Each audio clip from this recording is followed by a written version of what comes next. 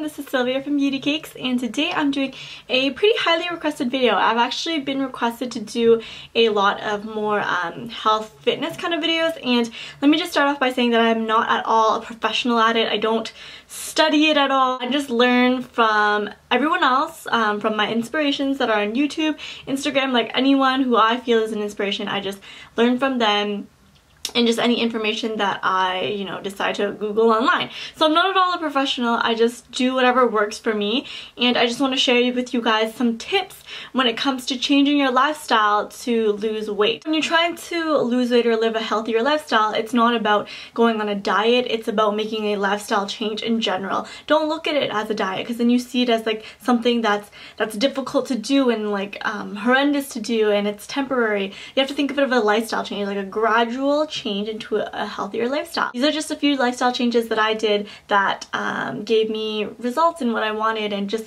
saw some more healthiness and slimness to my figure. Now, these simple lifestyle changes will actually help you lose weight. A lot of people think that weight loss is going to the gym and doing all this hardcore cardio, and most of the time it's not. It's simply just what you're putting into your body, what you're eating, how much you're eating, your basic lifestyle. My first piece of advice, which you will hear everywhere, is to drink lots and lots and lots of water. The first thing you'll notice is probably your face slimming down, because it's getting rid of all that salt in your body, diluting it all. I honestly found that with drinking lots of water, my skin gets a lot more clear as well. It's just good for your overall system to just drink a lot more water. I've pretty much completely cut out pop and any sugary drinks out of my life. I don't really ever crave pop much anymore. You should also give sugary pop drinks kind of like a bad connotation.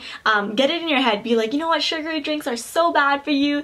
They eat away at your teeth and your stomach. The acid's bad for you. If you constantly tell yourself that something is bad, then your mind will automatically just like categorize it as something bad. I do that with a lot of things that are unhealthy. I'll tell myself, I'm like, oh, this is so gross every time I see it.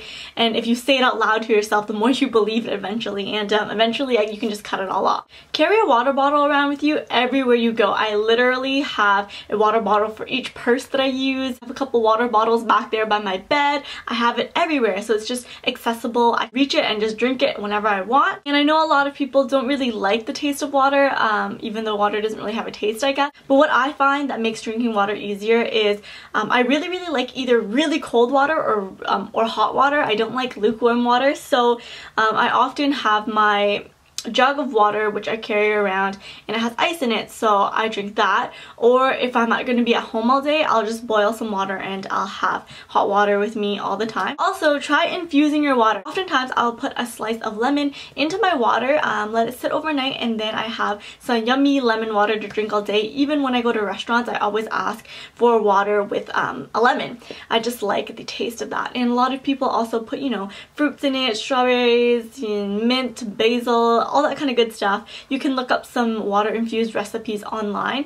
I'll do it once in a while just if I want to switch it up, but I'm pretty generally okay with drinking water. Another way you can get water into your system is by drinking tea. I am a tea fanatic. I have so many different teas, and I drink tea all the time. I'm not even exaggerating. I have at least 1 cup of tea a day. Most of the time I will put it into my little tea tumbler and drink it throughout the day. I drink all my tea decaffeinated because caffeine isn't really that healthy for your system, nor do I want it to really stain my teeth, and I don't know, I just don't really like caffeine. So I drink all my teas decaffeinated, and I will get usually green tea and I put some honey in it. That's really good. I love fruity teas. You can also use fruit teas as like a juice. So make it the night before, put it in the fridge overnight, and it will be nice and cold for you the next day. So it's like a chilled drink. You just need to find ways to kind of variate your water so that you are more encouraged to drink it. My next tip is to, instead of eating 3 meals a day, eat 5 smaller meals.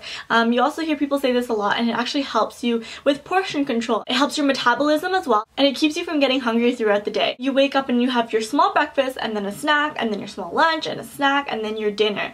And then, if you're kind of craving after dinner, you can have a small snack as well. That makes 6, but generally you want 5. Portion size should be no bigger than your palm or your hand if you're feeling greedy that day. You know, when you first start changing into this lifestyle, you might find yourself being hungry for a little while, but that's just your stomach getting used to it because, you know, if you've eaten such big meals before, your stomach has stretched out, and then all of a sudden you're feeding it smaller meals and it feels kind of empty. So it needs some time to just shrink back to its regular size. So that just, you know, fight it off for like a week or so and then you'll be okay, I promise you. And don't forget that a lot of the time when your body feels hungry, it's actually confusing it for thirst. So when you're feeling hungry in the middle of the day and it's not time for you to eat yet, try drinking like a big glass of water and you will probably feel more replenished and not craving anymore. Alright, my next tip really works if you live on your own or if you do the grocery shopping in the house.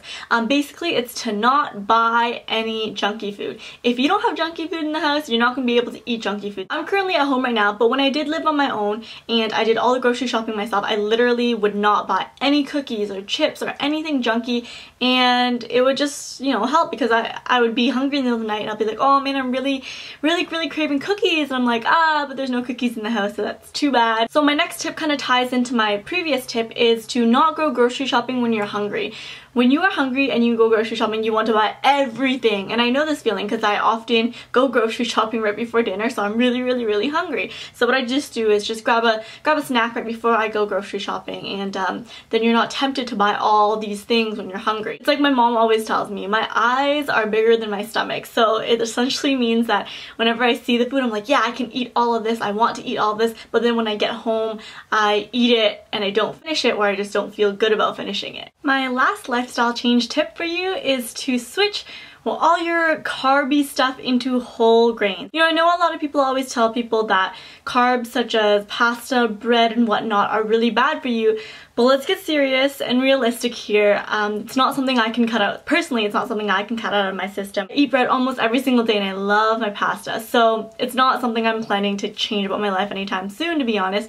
So you might as well just take a step to make it healthier by eating stuff that are whole wheats. I love whole wheat, whole grain stuff. I love it when there's like grains inside the bread and you can like crunch it when you're eating it. It's so good. So, you know, if you can commit to taking pasta and bread out of your diet, then go for it. But personally, my lifestyle, it's not something that I can get rid of that easily. So that's all I have for you guys today. I hope you guys found this somewhat helpful. If you guys have any questions, you can ask me in the comments or on Twitter.